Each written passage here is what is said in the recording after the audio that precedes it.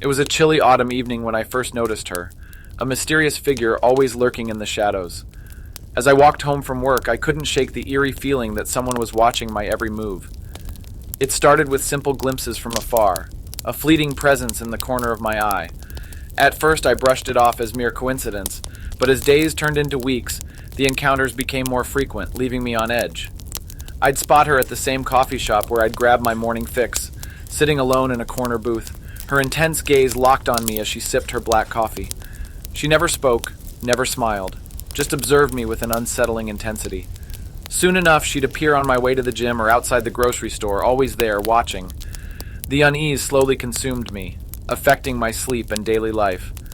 I started taking alternate routes, hoping to evade her gaze, but no matter what I did, she was always one step ahead. My friends dismissed my concerns, claiming it was just my imagination playing tricks on me, but I knew I wasn't imagining things. One night, as I walked home, I decided to confront her. My heart pounded in my chest, but I steeled my nerves and approached her table at the coffee shop. "Hey, do I know you? Why do you keep following me?" I asked, trying to sound casual despite the fear creeping up my spine. Her eyes, deep and penetrating, locked onto mine. "I can't help it. You're special and I can't stay away," she replied in a chillingly calm tone. I took a step back, shivers running down my spine. This was no ordinary stalker.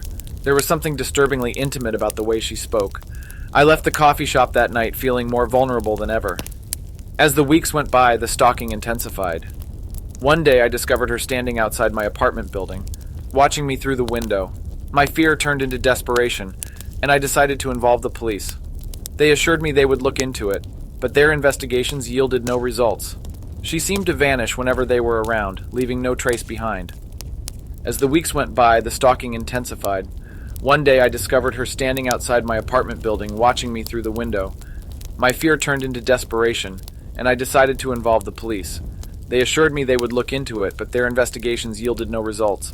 She seemed to vanish whenever they were around, leaving no trace behind. My life became a living nightmare, and I started second-guessing everyone around me. Paranoia crept into my every thought. I felt like a rat trapped in a maze with no way out. As my desperation grew, I even considered moving to a different city to escape her relentless pursuit. But then, one day, everything changed. I received a mysterious letter in the mail. It was written on aged paper with elaborate cursive handwriting that looked like it came from another era. The letter bore no signature, but its words sent chills down my spine. "I see you. I know you. I've known you from the beginning. Soon you'll be mine." The cryptic message sent me into a panic. How could she know me from the beginning? What did she mean by mine? Determined to put an end to this torment, I decided to confront her once again. This time, I would uncover the truth behind her obsession. I staked out the coffee shop, hiding behind a newspaper, and waited for her arrival. As the minutes ticked by, she finally appeared, her usual black coffee in hand. But to my surprise, she was not alone. A man, tall and imposing, approached her table with a grim expression. They exchanged a few hushed words, and my heart skipped a beat when I noticed something. The man glanced around nervously, his eyes scanning the room. He wasn't here to meet her. He was here to meet me. My curiosity got the better of me, and I followed him from a safe distance as he left the coffee shop. He led me to an abandoned warehouse on the outskirts of town. I hid behind crates, peering through a crack to see what was happening. To my shock, I saw a boy, no older than 10, tied to a chair in the center of the dimly lit room. He looked frightened and disoriented, tears streaming down his face. The man approached the boy, his menacing grin sending shivers down my spine. "Your family will pay handsomely for your safe return," he sneered. The pieces of the puzzle fell into place. The girl was not the stalker. She was trying to protect me from the true threat all along. She had been following the kidnapper, tracking his every move to ensure my safety. As the kidnapper made his demands, the girl's eyes met mine, and I saw a mix of fear and determination in them. She had been my guardian angel, risking her life to save a complete stranger from a horrifying fate. Summoning all my courage, I dialed the police and gave them the location. Minutes later, the place was swarming with officers, and the kidnapper was apprehended. The girl vanished into the night, leaving no trace behind, but her sacrifice would forever be etched in my memory. I never learned her name, but I would never forget the dark obsession that turned into an act of bravery and selflessness. From that day on, I felt a profound gratitude for the stranger who saved me from a fate worse than stalking. She taught me that even in the darkest of times, there are unsung heroes willing to protect and watch over us. And although she was gone, her memory would forever be my guiding light in the shadows. It was a chilly autumn evening, and my friends and I decided to embark on a thrilling adventure in the nearby forest. We called it the Whispering Woods, not because it actually whispered, but because it had an eerie reputation for sending shivers down your spine. With our flashlights in hand, we set out to explore the secrets hidden within the dark and twisted trees. As we delved deeper into the woods, the darkness seemed to engulf us. The moonlight struggled to pierce through the thick canopy of branches above, casting eerie shadows that danced along the forest floor. Rustling leaves and distant animal cries made us jump at every sound, adding to the suspense of the night. We stumbled upon an old, decrepit cabin that stood at the heart of the forest. The dim light from our flashlights barely reached the cabin's decaying walls. Curiosity got the better of us, and we approached the structure with cautious excitement. The door creaked ominously as we pushed it open. Inside, the air was musty and stale. Our flashlights revealed remnants of a long-forgotten life. Old furniture draped in cobwebs, broken picture frames, and faded photographs scattered across the floor. The silence was deafening, and a sense of being watched engulfed us.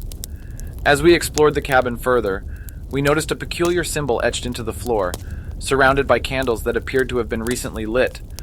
The symbol seemed almost ritualistic, sending a chill down our spines. Unnerved but drawn to the mysterious scene, we decided to leave the cabin, but a strange force seemed to keep us locked inside. Panic set in as we realized we were trapped. Just as fear threatened to overpower us, a faint whisper filled the air. The hairs on our arms stood on end as the voice seemed to echo from every corner of the cabin, sending a cold shiver down our spines. The words were indecipherable, yet the intent behind them was undeniable. Something sinister was at play. Frantic, we searched for an exit, our hands trembling with each step. The walls of the cabin seemed to close in on us, and the whispering grew louder, morphing into eerie laughter that echoed through our minds. We were trapped in a nightmare from which there was no escape. As the minutes ticked by, a peculiar feeling came over us, one of being watched by unseen eyes. Turning our flashlights towards the windows, we caught a glimpse of ghastly figures lurking in the shadows, their eyes glowing with an otherworldly light. Their twisted grins froze us in terror. With a newfound surge of adrenaline, we finally managed to break free from the cabin's hold and sprinted back into the dark woods. The trees seemed to close in around us, their gnarled branches reaching out like skeletal hands, ready to snatch us back into the abyss. In our panic, we lost our sense of direction and found ourselves disoriented and separated. The forest seemed to play tricks on us, with the landscape changing before our very eyes. The eerie glow of the moon cast unsettling shapes on the forest floor, and each rustle of leaves sent our hearts pounding. My heart sank when I realized I was alone. The woods seemed to conspire against me as the sounds of my friends' panicked cries faded into the distance. My flashlight flickered, threatening to plunge me into total darkness. Struggling to keep my composure, I pressed on, my mind racing with terrifying thoughts. The forest seemed to twist and contort, leading me deeper into its heart. The trees whispered a haunting melody, and every step felt like an eternity. Just as despair was about to consume me, I saw a faint glimmer of light ahead. The cabin. My heart sank at the realization that I had unwittingly returned to the source of my terror. As I hesitated at the cabin's entrance, the voice returned, more insistent this time, commanding me to enter. My mind screamed at me to flee, but my body betrayed me, moving towards the cabin against my will. Inside, the ritualistic symbol glowed with an eerie light, and the candles danced in an unseen breeze. In that moment, my friends burst through the cabin door, their faces pale with fear. Together, we managed to break free from the cabin's hold once more. With newfound determination, we ran blindly through the woods, not stopping until we reached the safety of civilization. To this day, I can't shake the feeling that the Whispering Woods has an unsettling life of its own. It's as though the forest feeds off our fear, drawing unsuspecting souls into its dark depths. So, if you ever find yourself drawn to the mystery of the Whispering Woods, I urge you to heed my warning and turn away, for there are forces in that forest that are best left undisturbed. You won't believe the chilling experience I had last winter, when I was home alone and thought I was safe. It all started innocently enough, on a cold and stormy night, with the wind howling like a pack of wolves outside my window. My parents had gone out for a holiday party, and I was left to fend for myself in our creaky old house. Little did I know that night would be one I'd remember for the rest of my life. As I settled in, I decided to binge-watch some old horror movies. I figured they'd keep me company and honestly scare away any thoughts of being alone. The faint glow of the TV bathed the living room in eerie shadows, and the flickering light from the fireplace made the atmosphere even spookier. I tried to keep myself distracted, but the creaks and groans of the old house seemed to get louder as the night wore on. I told myself it was just the wind and my imagination running wild. Yet there was this strange feeling that I wasn't alone, like someone was watching me from the dark corners of the room. In an attempt to shake off the unease, I decided to make some hot cocoa. As I made my way to the kitchen, the wooden floorboards creaked beneath my feet. The soft thud of my heart pounding against my ribs reminded me that I wasn't as calm as I was trying to appear. Just as I reached for the cocoa powder, a loud bang echoed through the house. My heart skipped a beat and I froze. "It's probably just the storm," I whispered to myself. I mustered up the courage to investigate, slowly tiptoeing towards the source of the noise. As I made my way down the dimly lit hallway, the floorboard creaked beneath my weight again. The sound seemed to amplify in the silence of the night.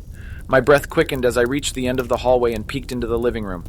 There, illuminated by the TV glow, I saw a silhouette of a figure standing by the fireplace. Fear clawed at my throat and I couldn't even scream. I quickly backed away and hid behind the corner, hoping they hadn't noticed me. I tried to rationalize. Maybe it was just a shadow playing tricks on my mind.